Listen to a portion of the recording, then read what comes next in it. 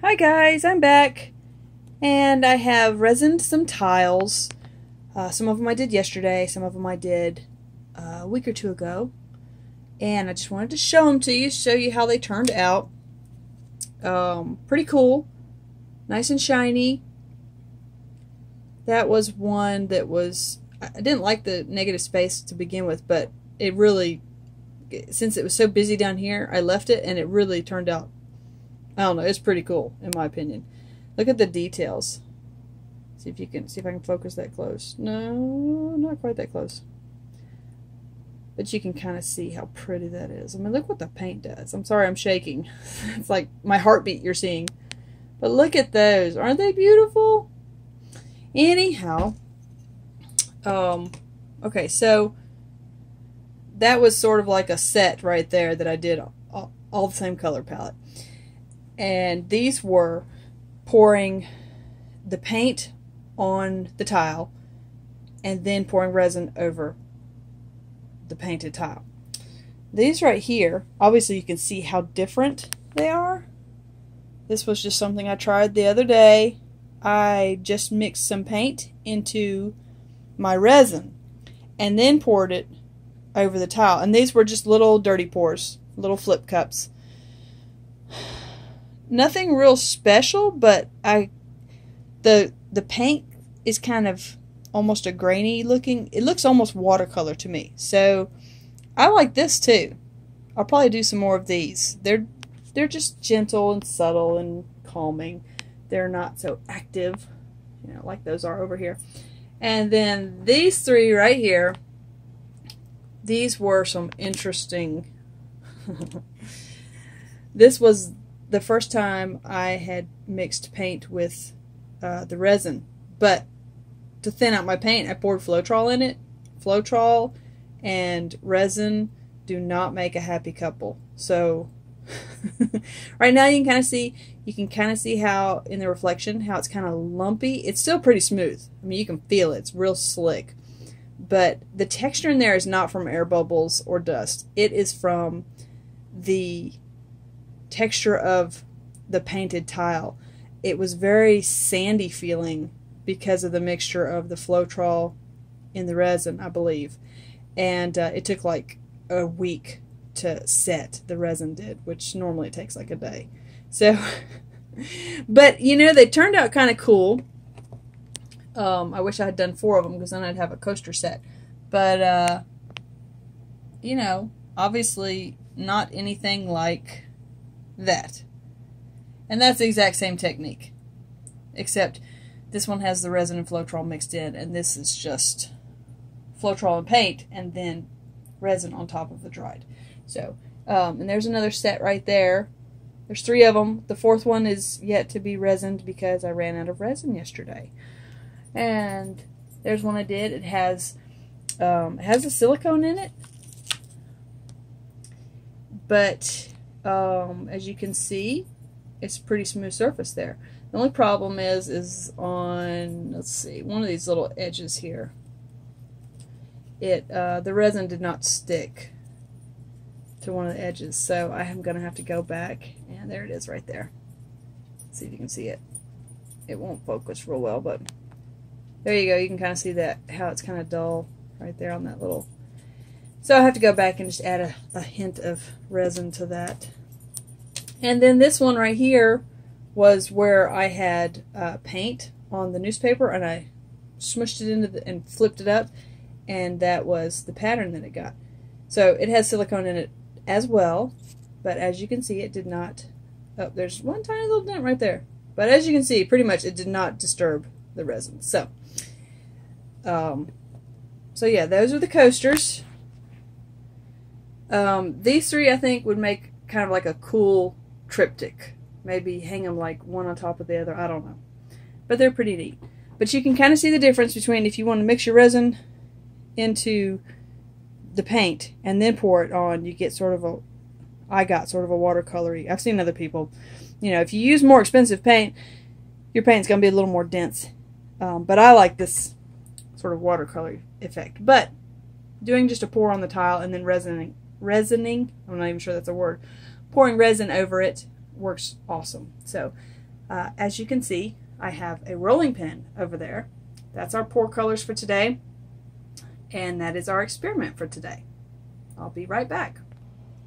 Okay, I'm back, and as I said, we're doing an experiment today with my grandmother's rolling pin. That's why it's covered in saran wrap, so hopefully I will not destroy it, because I like to cook with it, and because it was my grandmother's.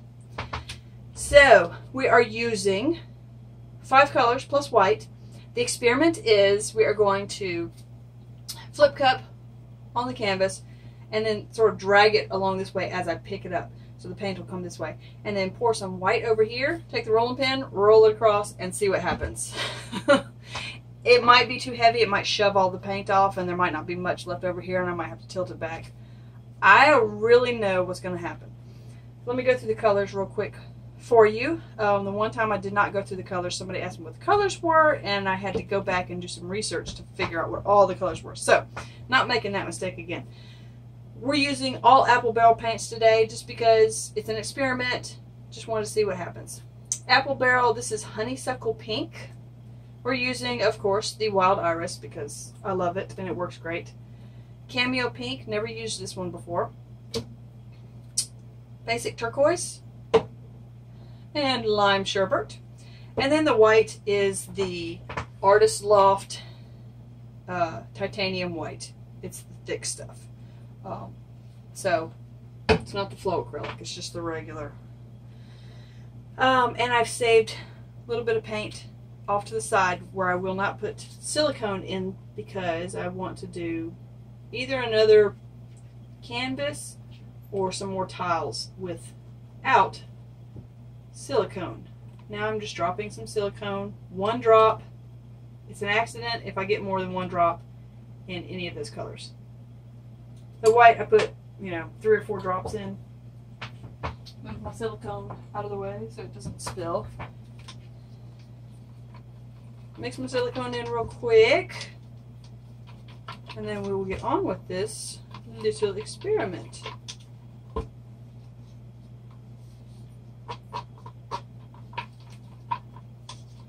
And I just want to say to everybody out there who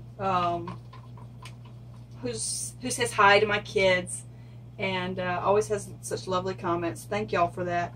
I always pass along your comments to the kids. They're always tickled pink about things that people say, and I think they love to hear their voice on YouTube. So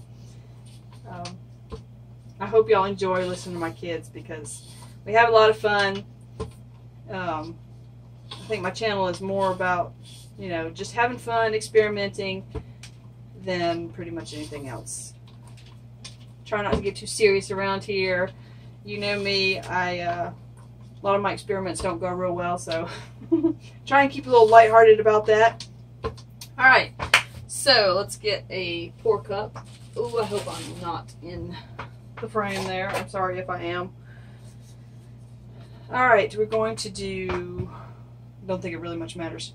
We'll pour some white in the bottom first. And then I'm not going to pour these in any order. I'm going to pour them gently though, so they don't mix too much, because I don't like mixing my paint all that much. I don't do it very often anymore. I don't know, my cells just seem to work better when I don't mix the paints. And with the less expensive brand of paint, when you tend to pour from up high, they tend to mix more so than, say, some of the more pigmented paints. I'm afraid to pour this green on top of that purple, but we're going to do it anyway. My paint is kind of thick. I prefer my paint to be a touch thick rather than a touch thin, because when it's too thin, the silicone just does not, it just doesn't work. And this should be plenty of paint for this little bitty, this is just an 8 by 8 inch canvas. So I think we're going to leave it at that. Let's move some of these colors out of the way. still going to need the white. Just going to flip it over.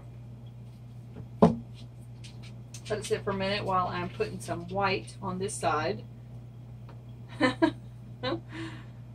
Oh, you just never know what's going to happen.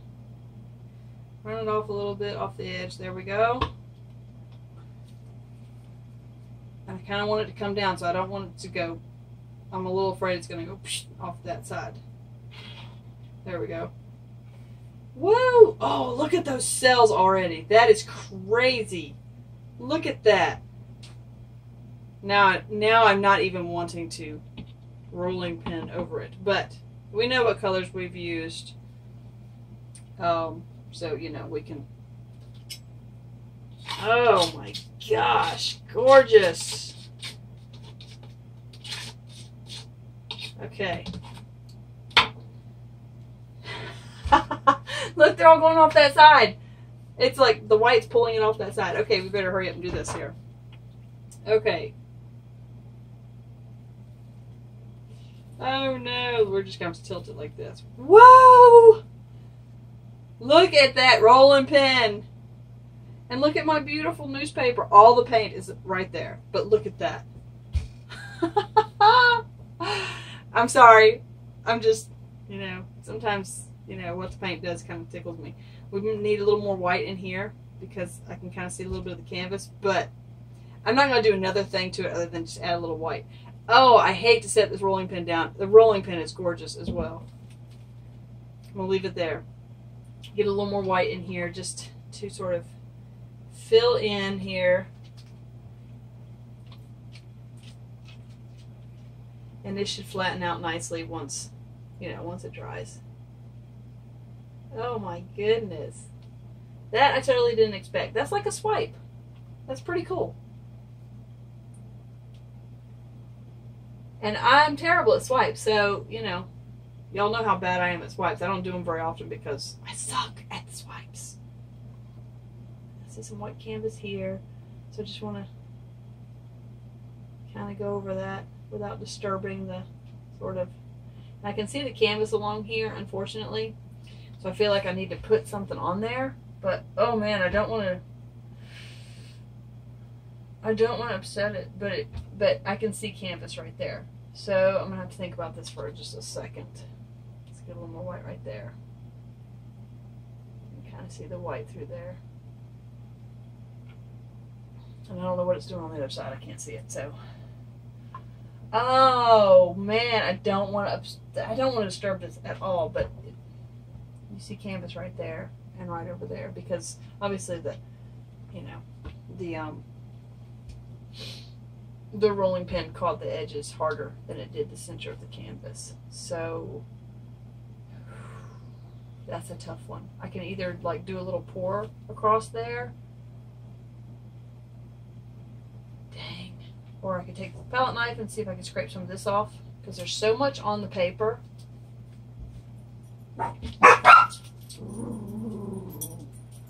Okay. Gotta be back in a minute. Gotta let the puppy dogs out. Okay, I'm back. I really don't know what to do about this. So I think what I'm going to do is maybe just pour some ribbons along here and then tilt them off real quick and see how that goes. Because I don't want to disturb that at all. I'm so afraid I'm going to disturb that. But I just don't know how else to fix those edges. So we'll just put some ribbons in there and see what happens. Maybe this would work better if we did it on like maybe a board that's flat, doesn't give in the middle. Uh-oh, pouring too much paint in my little cup and it's fixing to overflow. I'm not going to hold it over the... I'm not going to hold it over the painting there. Ah! And there it goes. Whoa, too much. I'm just going to give it a little swirl.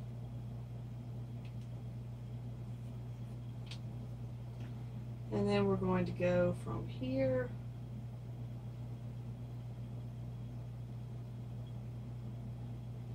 and then on this side as well.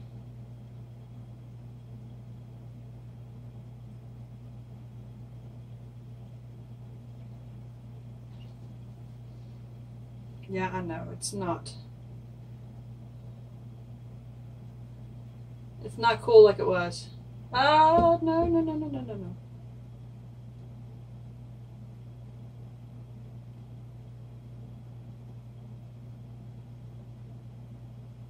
But I realize now that there's still a lot of paint on there that we need to pour off.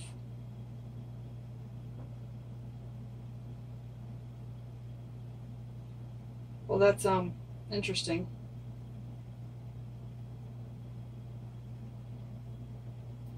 Let's see if we can pour a little more off, because there's a lot of paint on there, unfortunately. Okay, well, I don't want to do anything else to it.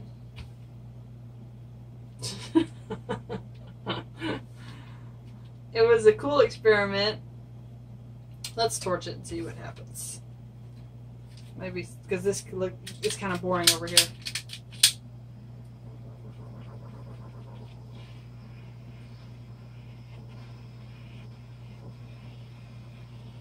Don't ever forget to torch your sides, because you know a lot of people don't want to have to frame these. They just want to hang them on the wall, and the sides have got to have, you know, your cell action as well. They need something else, like some little tendrils or something. I better set that over there. Like let's wipe the palette knife off and just sort of.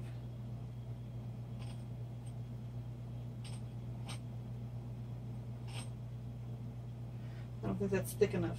It's not really dragging much of anything. Oh, and I just dripped.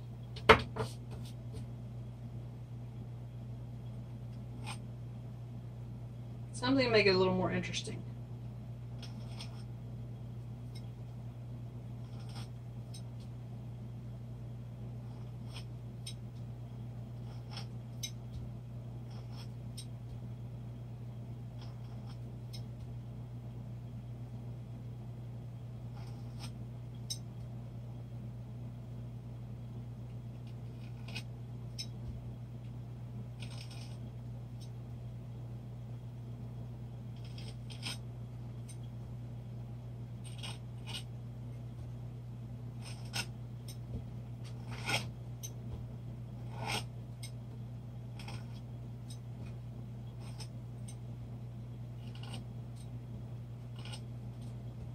Definitely needs something maybe a little thicker. End of a paintbrush, let's see. That's a little better. It's a little thicker.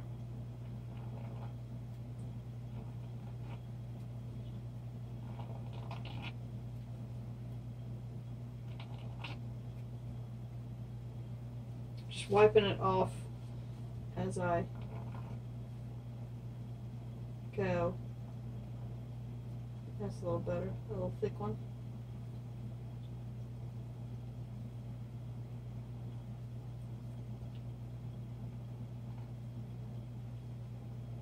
It's kind of cool. I like it a little better.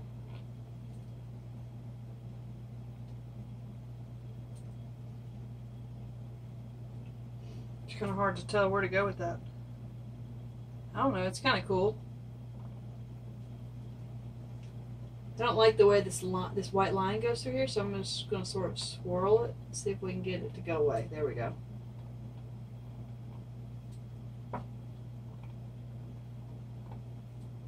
That's a little better. I like that. It makes it not so disjointed, I think.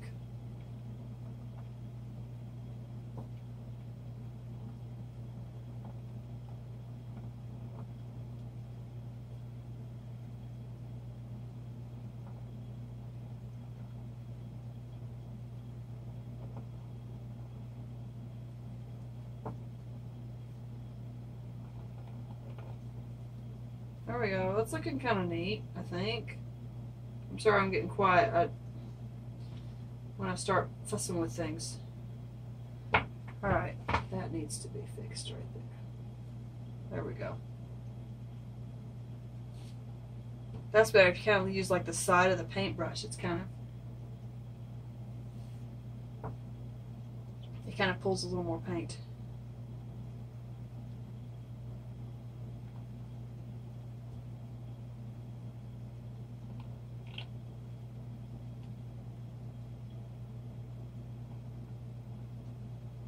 There we go. I'm kind of liking it. It's kind of neat.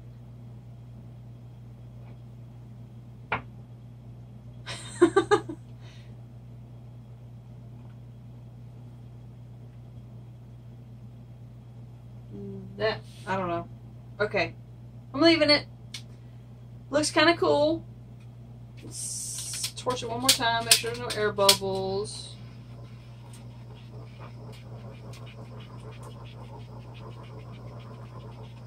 Sure we're not getting any more cell action anywhere. Probably not.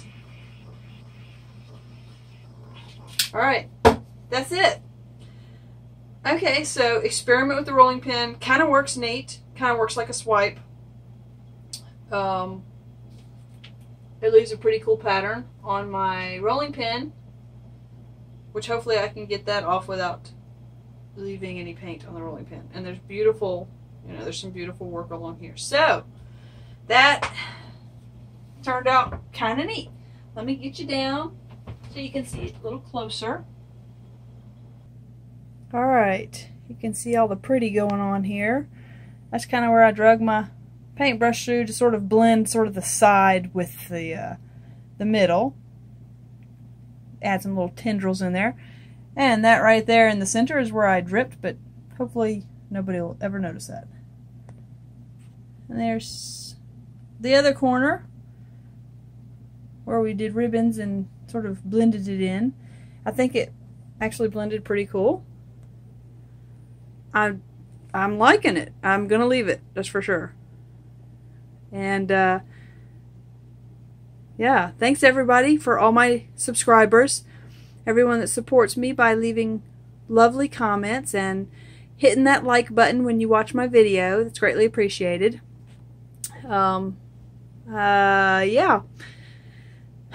And everybody, I hope you're having some happy holidays, and wherever you are on the planet, I hope you're having an awesome day, evening, night, whatever it is for you. See you later. Bye.